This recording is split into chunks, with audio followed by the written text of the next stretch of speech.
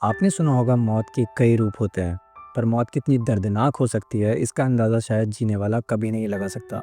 और उसी प्रकार 13 अप्रैल 1919 को जो अमृतसर की ज़मीन पर हुआ, वो शायद भारत के इतिहास का सबसे काला अध्याय था, जिसे अंजाम देने वालों को आज भी इज्जत से पुकारा जाता है।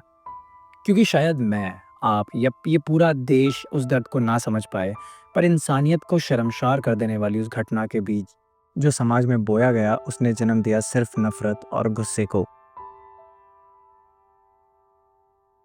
बचपन में एक बात मुझे जो मेरे पापा ने बताई थी कि during colonial rule British generals अपने घरों में सीलिंग फैंस को जो पैरों से मैनुअली चलते थे को चलाने के लिए गरीब इंडियन परिवारों को नौकरी पर रखते थे, और उन गलियारों में बैठे उन वर्कर्स के कानों के पर्दे फाड़ दिए जाते थे ताकि वो एक दूसरे से बात भी ना कर पाए।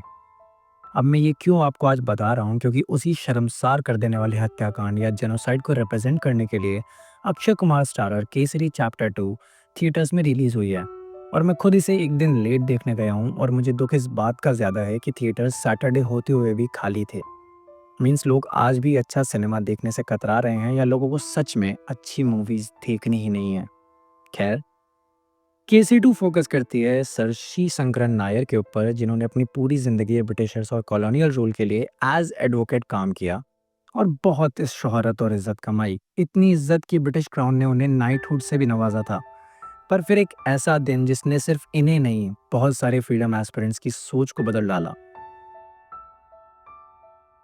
13 अप्रैल 1919, जब माइकल ओडवायर के आदेश पर रेजिनाल्ड डायर ने गुरखा बटालियन के साथ जलियांवाला बाग को घेर लिया था और गोलियां बरसाना शुरू कर दी थी।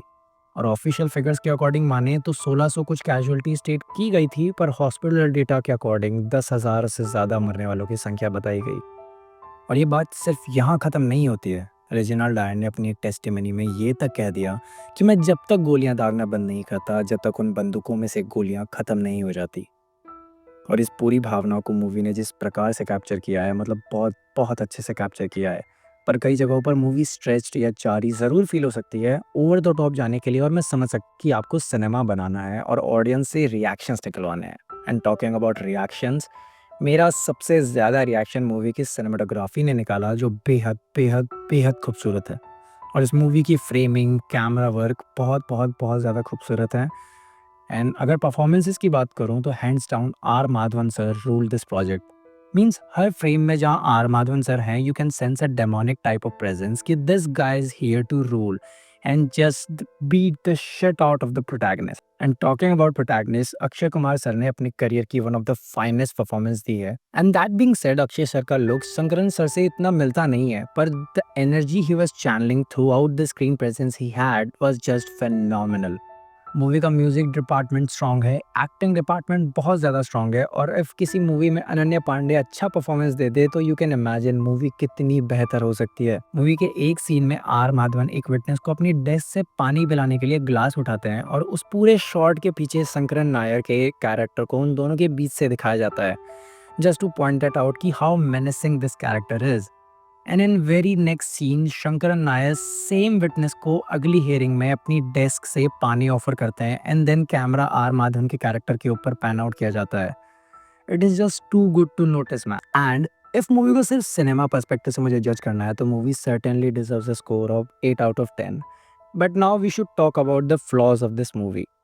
और उसका सबसे बड़ा फ्लॉ जो मुझे लगता है वो है क्रिएटिव लिबर्टी। क्योंकि मूवी के दो major characters, first Neville McKinley played by R Madhavan sir and Ananya Pandey's character, never exist in real life.